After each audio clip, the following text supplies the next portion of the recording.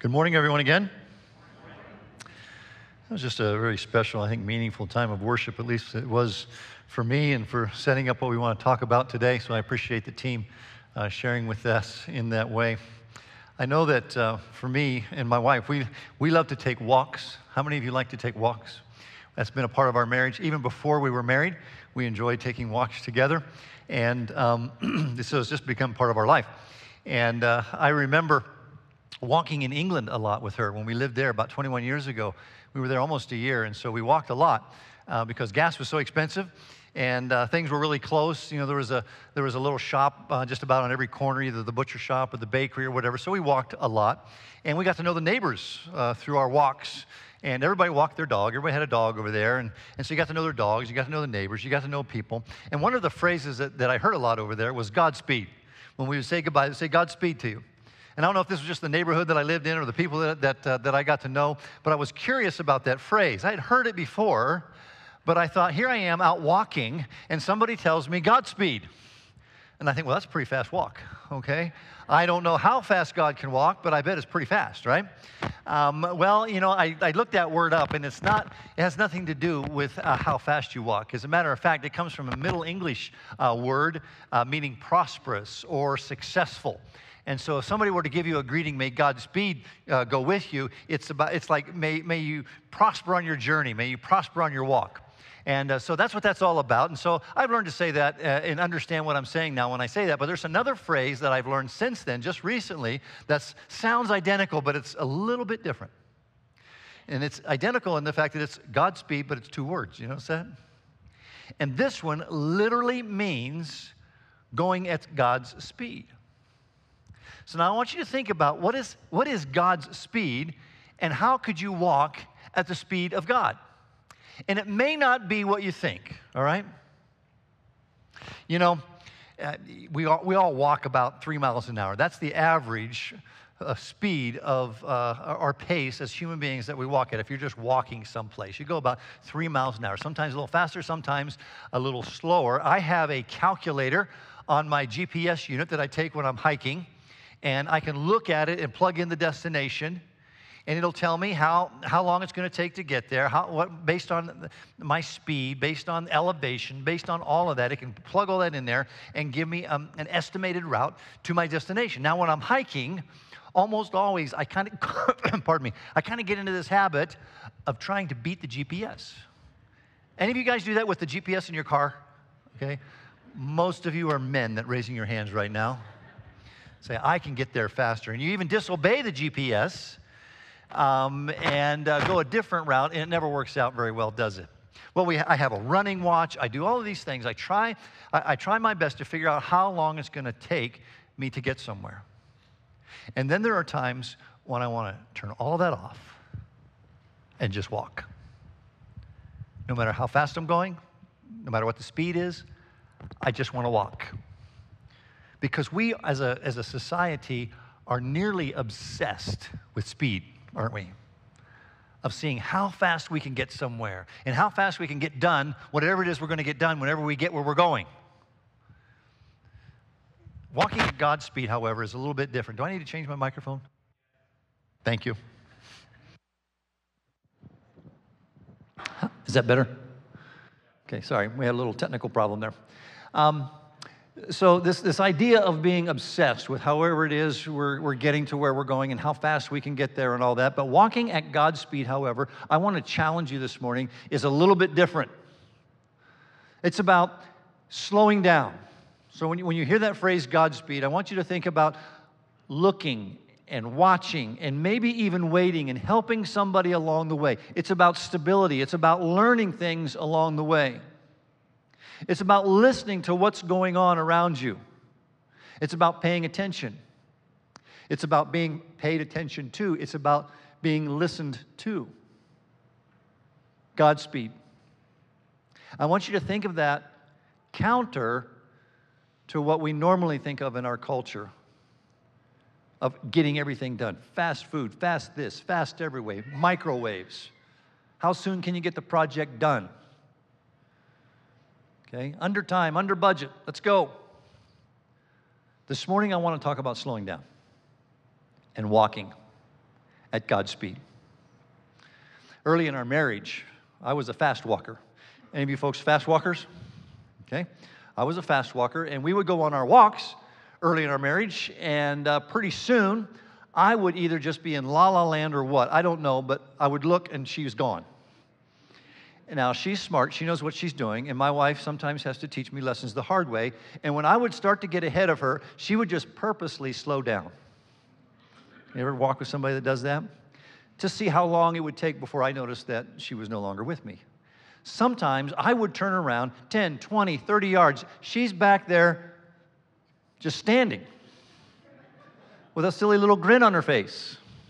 Now, occasionally, if I get to fast walking, she'll do that again and let me know that I am going too fast. I am too much of a fast walker.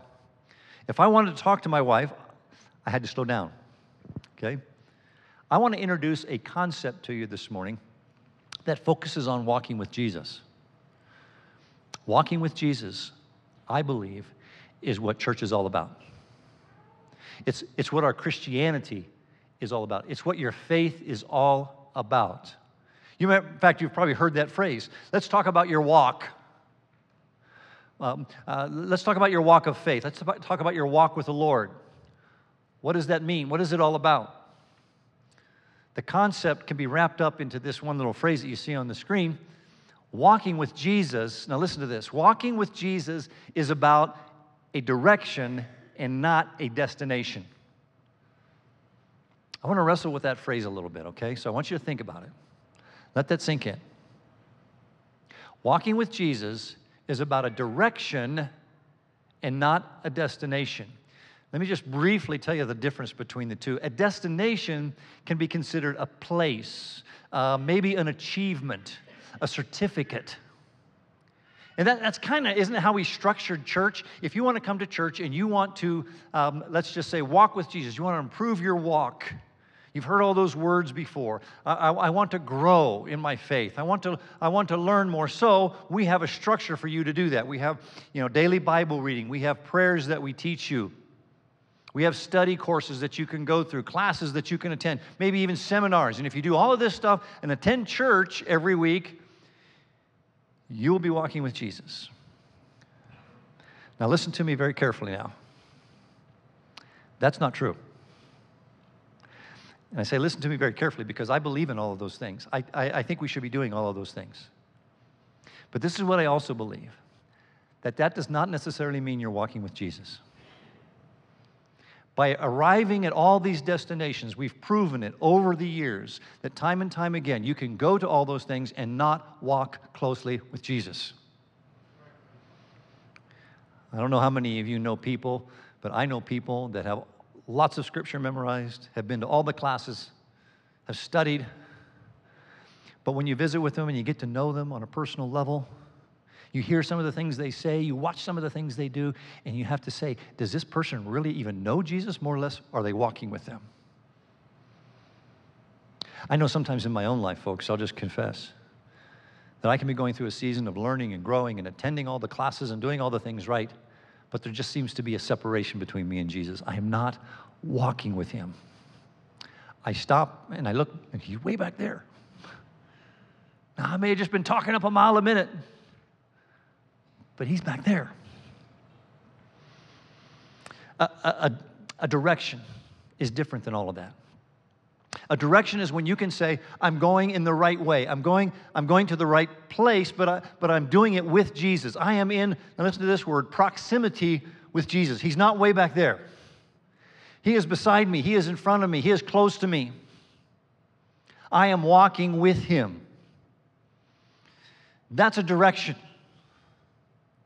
Let me illustrate it this way. The past couple of days I've been training, because some of you might know that I'm doing the Pikes Peak Ascent next week on Saturday. So pray for me that I don't bust anything or break anything either between now and then or on that day. And my goal, by the way, is not to compete. My goal is to just get there. To see the finish line and cross. To complete is my goal. And so I have a very destination-oriented walk next Saturday because it's half run, half walk.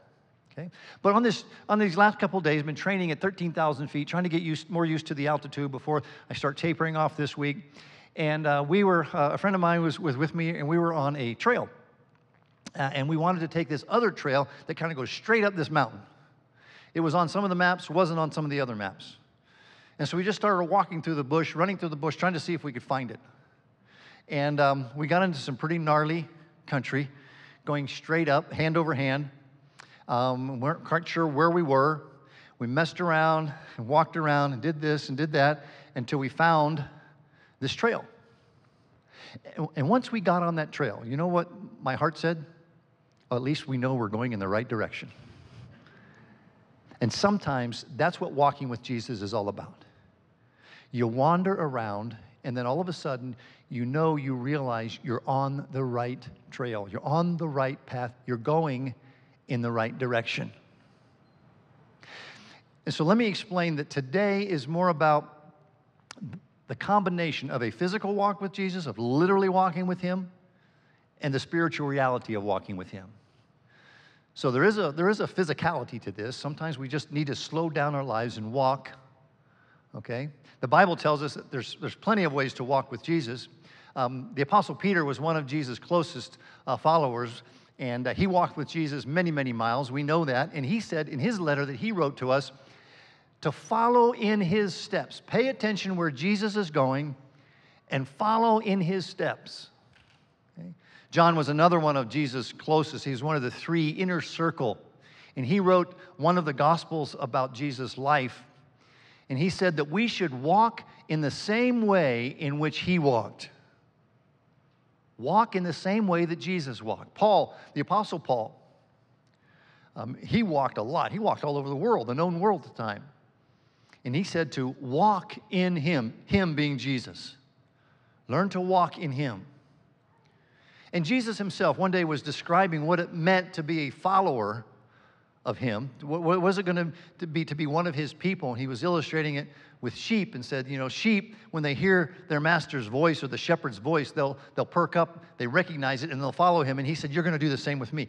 My people will recognize my voice, and they will follow me. They will walk with me. You know what the opposite of all this is? There's plenty of scriptures that talk about walking in darkness and avoiding that. And so it seems like we have two choices: to walk with Jesus or to walk in darkness. Walk in a different way. Walk in without direction, without purpose. So walking with Jesus is all about following him exactly, learning from him, being like him. This is the word we use sometimes is discipleship. To be a learner, to be someone who follows closely behind Jesus and sometimes with Jesus. This is what I mean when I say this is what church is all about. This is what your faith is all about. Walking with Jesus. Now, before I get too far into this, I want to kind of take some of the mystery out of it, of what it means to walk with Jesus, some of the religiosity with it. And I want to have a volunteer. Where'd she go? There you are. Brittany, would you come up here, please? She's going to be my volunteer and help me illustrate this morning. So, Brittany, why don't you come right over here in the middle? And I want you to walk around the stage. Okay, no, wait a minute. I got to give you some instructions. I'm going to follow you. And the most important thing is I'm going to try to do everything that you do. Now, she is young, she is an athlete, and she's a dancer. I'm a 58-year-old white guy. Okay, so keep it calm, all right? But I'm going to try to do everything you do. So on your marks, get set, go.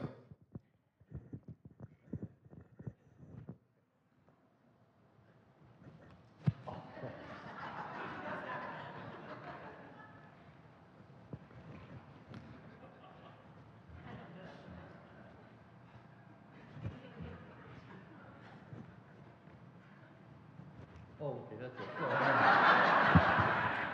I was good to that point. Thank you. Okay, here's the point. When it comes to walking with Jesus, it's not that difficult in terms of the concept. in terms of what we're saying here. It means to stay close to Him, to pay close attention to Him. Now, we didn't pre-work out any of those moves or anything. And you should see me at a wedding. It's even more awkward. But I tried very, very diligently to follow exactly what she did. Sometimes I got it. Much of the time I didn't. That's what following Jesus is all about.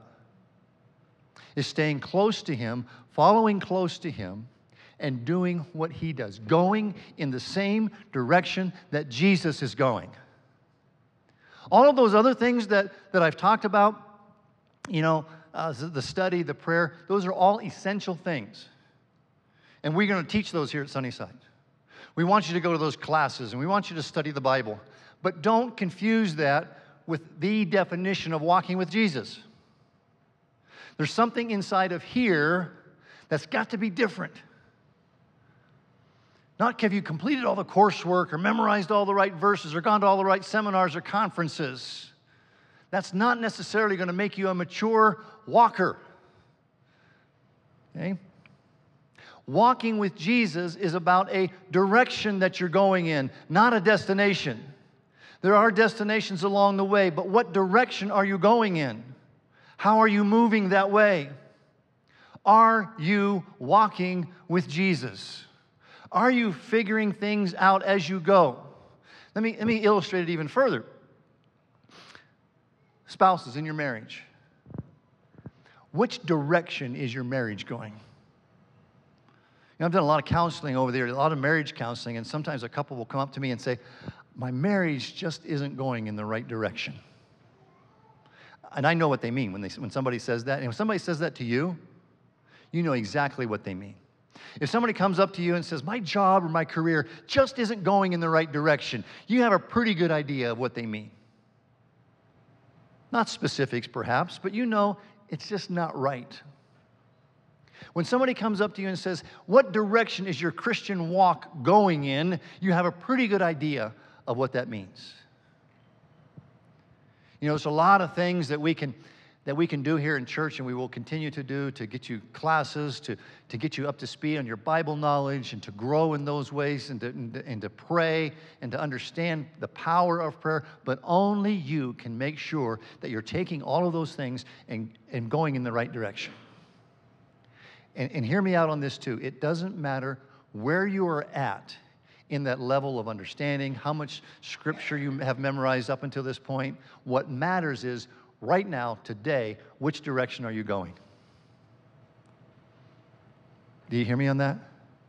What matters right now, right here, what I'm concerned about is not how many verses you have memorized. It's important, but that's not my concern today. Not how many courses have you been through. That's important, but that's not what I'm concerned about today. What I'm concerned about today is what direction do you believe and do you understand that you're going in? When I went to Bible college almost 40 years ago, 1979, boy, that is 40 years, isn't it? Wow, okay. 1979, I went to Bible college, and when I first stepped onto the campus, I had just recently heard about 8 months prior to that, I just heard about a Bible college. Didn't even know what one was before that. Had grown up in church, went to church most of my life, went to Sunday school, couldn't tell you anything I learned in Sunday school. I don't know what I was thinking, I don't know what was going on, but that's just the way it was. I knew about God, I knew about Jesus, but something happened my senior year of high school, got me really inspired. That's part of my testimony. Some of you know that. My life changed. I wanted to go to a Bible college. I went to a Bible college. The first week I was there, they gave me a Bible knowledge test. And I found out how little I paid attention in Sunday school. And they were asking questions about all the Old Testament characters and all the New Testament characters and in history and this stuff. And I said, I didn't even know this was in the Bible. Questions about King David. Do you know what I knew about King David? I knew he was a king. That was it. And I thought, I was intimidated, and I thought, I'm never going to make it. What am I doing? First of all, I left Colorado, went to Nebraska. Sorry for all you Nebraska folks. But I thought, what have I done? It was in August. No air conditioning in the dorm that I lived in. And I was intimidated by all these people. There were people there like my wife who grew up doing Bible Bowl, memorizing Scripture, knowing all of the Old Testament stories and New Testament stories, knowing all that stuff. And here I was, I didn't know anything, and I just wanted to go home to Colorado because it's cool at night down there.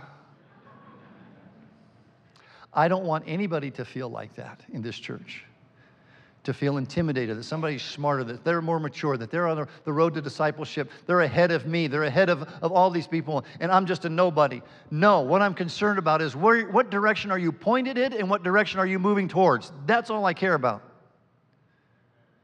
Those other things will come and be a part of your life, yes, and will help you and move you down the road. But what does your heart say? Where are you at? Where are you going? There are plenty of stories in the Bible about Jesus walking with people, literally and figuratively. But how are you doing that?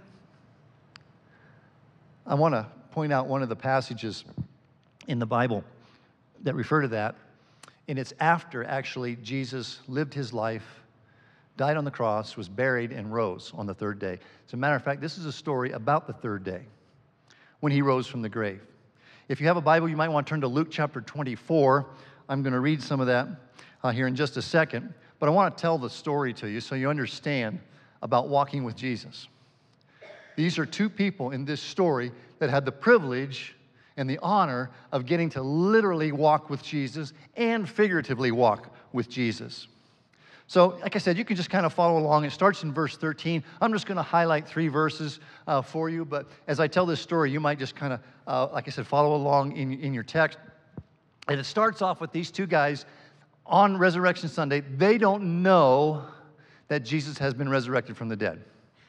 They heard some rumors from some of the ladies in the discipleship group that they were with.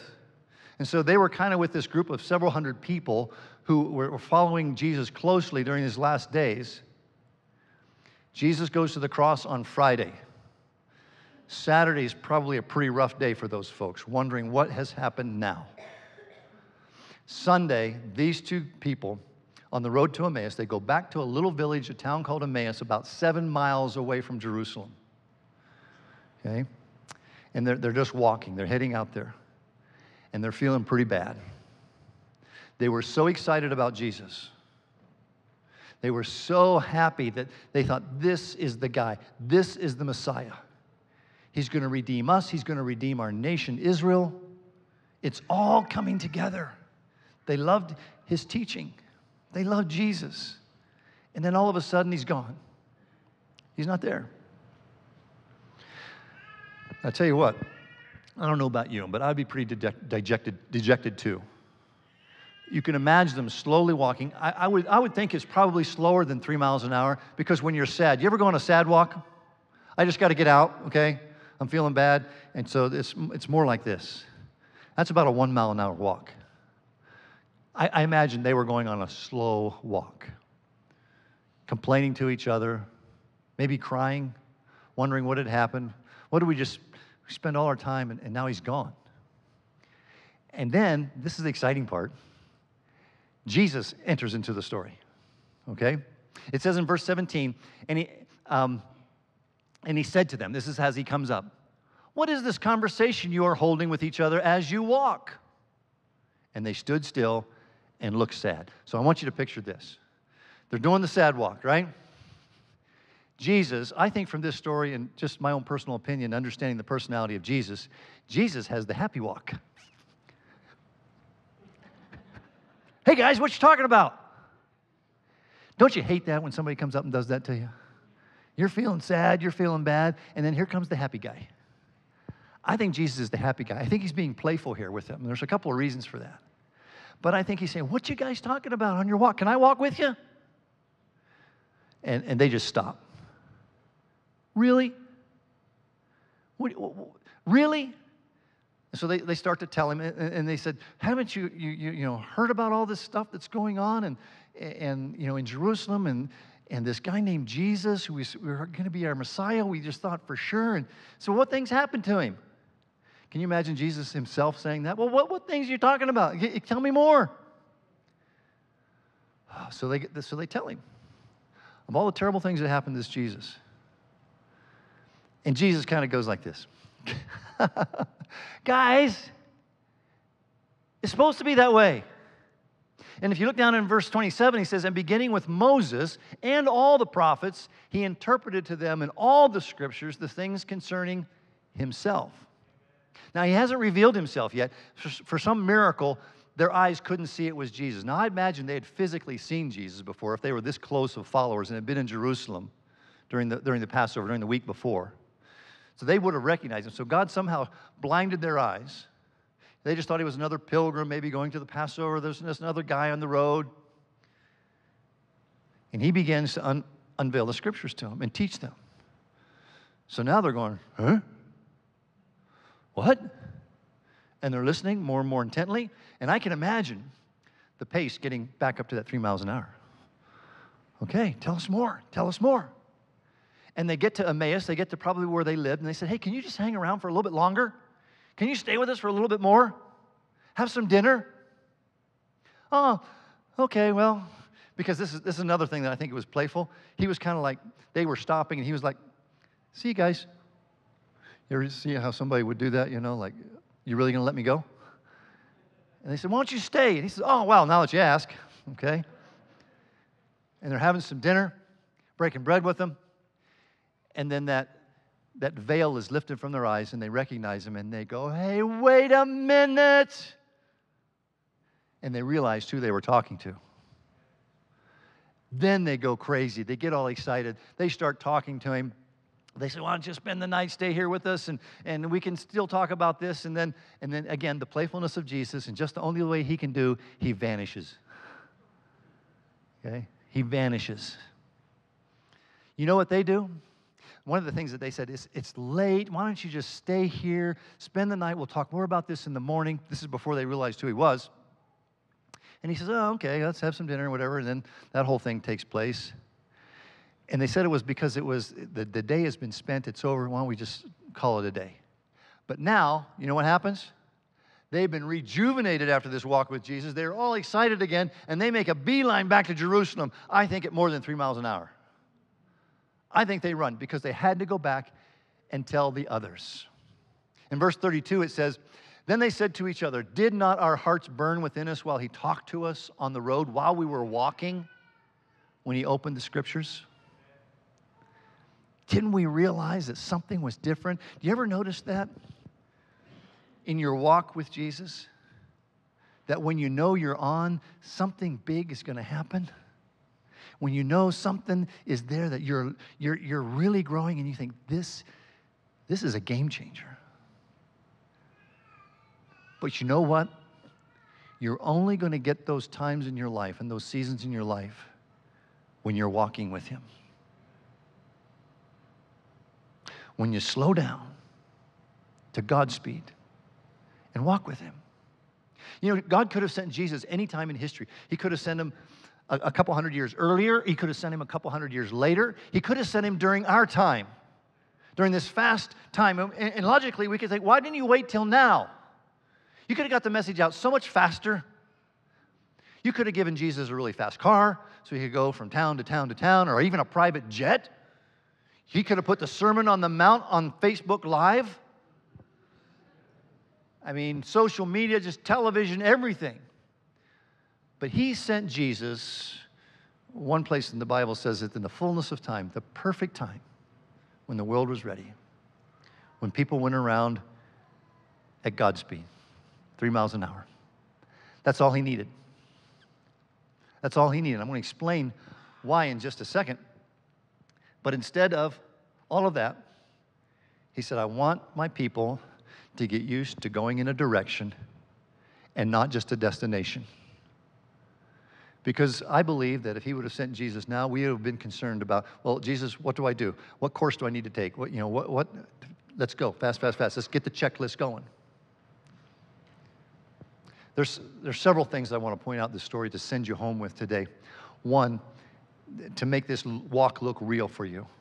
To make this walk be something that really is a walk with Jesus. What does a walk with Jesus really look like? I think these guys show us, number one, that walking with Jesus has to be done in vulnerability. You have to be vulnerable. You have to be, in other words, open and transparent. These guys, these disciples, they were walking with Jesus. They went from feeling sorry for themselves, being, inward focused, to asking questions, to being overwhelmed with excitement and joy, to being curious, to wanting to tell others. You cannot walk with Jesus truly unless you are willing to be vulnerable. Vulnerable with Jesus, number one. You know, when he came up to them and kind of in that playful, what are you guys talking about mood? They could have just shut him down. You know, and they were a little snarky with him. They said, you know, are you the only guy in Jerusalem that doesn't know what's going on? Really? Let me just tell you what's going on. But there was a crack there. There was an openness.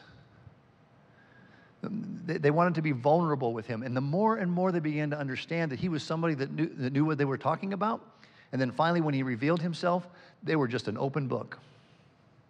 They opened right up. See, to really know somebody, to really walk with them, you have to be vulnerable. Whether it's your spouse or your children or a friend, a colleague, whatever it is, you have to, and I know there's boundaries we have to draw there, and there's certain times and ways that we can only go so far with some people because of risk and trust. But you need to know that you can trust Jesus 100%. But some of us don't want to be vulnerable with Jesus because we're afraid.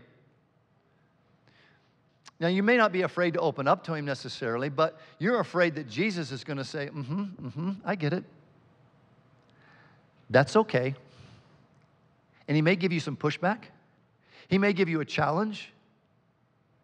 He may say, well, your thinking is all wrong, guys. He may challenge you a little bit. And sometimes we don't want that. You know, and if we are walking with Jesus, he's going to raise the bar. He's going to take us to the next level. He's going to move us forward. He's going to take us in this direction. But you know what happens? We get so used to going over here, we don't want to go in the direction that he does. And so we hide from that. We aren't vulnerable with him. We don't confess our feelings. We don't confess our thoughts. We don't confess our temptations. We don't confess any of that stuff because that's being vulnerable with him, because we know as soon as we are, he's going to recognize it and bring us back to here, to the direction that we need to go.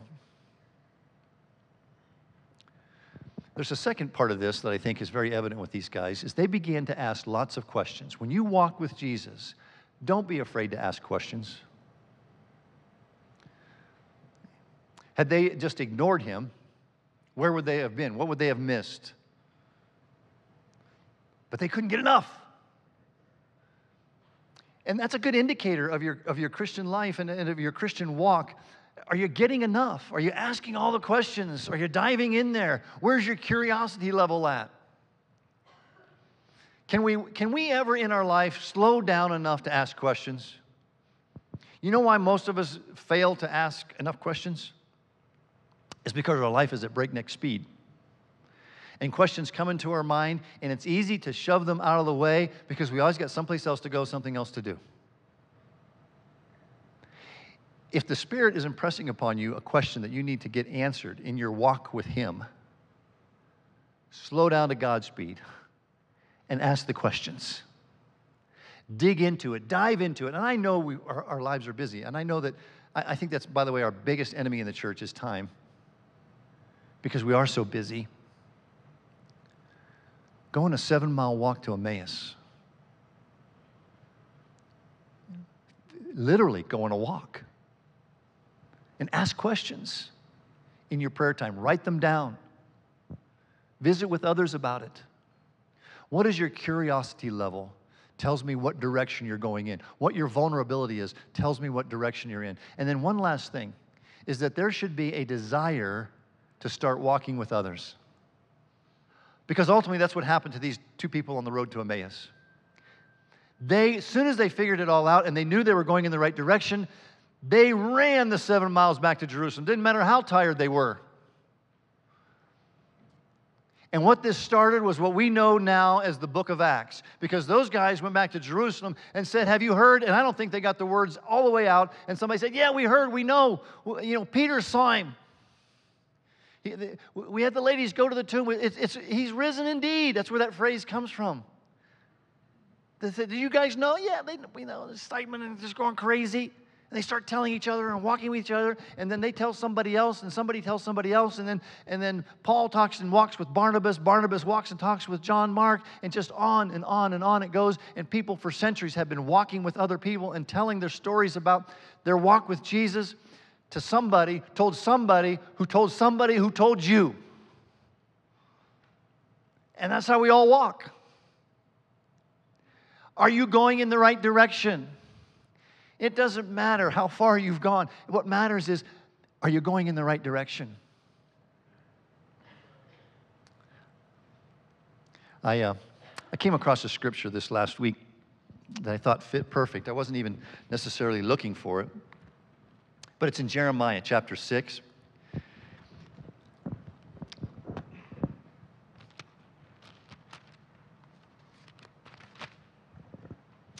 Chapter 6, verse 16. This is the prophet Jeremiah. He was a prophet. This is long before Jesus came. And he was prophesying over Israel that they had gotten on the wrong path. They were walking in the wrong way. God had told them, you need to take care of poor folks. And they decided for whatever reason that they weren't going to do that. And so this is what God says to them through the prophet Jeremiah. He says, stand by the roads and look. Ask for the ancient paths, where the good way is, and walk in that. And you'll find rest for yourselves if you get back to doing what I've asked you to do, if you get back to going in the right direction. Some of you are here this morning and you're kind of going in the wrong direction. Our verb for the day is very obviously to walk. Walk in the right direction. That trail I was telling you about that wasn't on the maps, on all the maps, but we knew it had to be there. And when we finally found it, there was a sense of relief. We're going in the right direction. It was, come to find out, an old path that nobody takes anymore. They don't even put it on maps anymore. But you know what? It took us right where we wanted to go. It was perfect. No, so not only was there the right sense and right feeling that we're going in the right way, we soon realized that this was the right path. And I wondered how many people have missed it. It's all overgrown, there's weeds growing in it, and you can't hardly find it. But if you look hard enough, it's there. I want you to know that if you look hard enough, the path is there. What direction are you going in? How are you moving? And here's your assignment for this week. As you think about your walk with Jesus, very simply, as you walk, who is walking with you? Okay? Who is walking with you? I want Brittany to come back up here again for a second. Actually, I want you to just come down here, Brittany, my volunteer. I voluntold her, actually. Why don't you come over here and stand right over here? Now I need another volunteer. I know. It's terrible, isn't it? I want you to do that again. Much shorter. And remember who I am, okay? And you just walk, but this time we're going to add you, and you do everything I do. Can you handle that? I'm going to do what she does. You do what I do.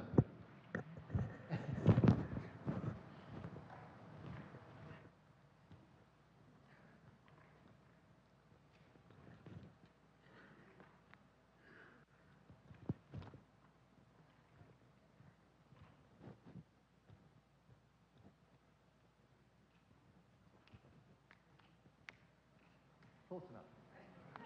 Thank you very much.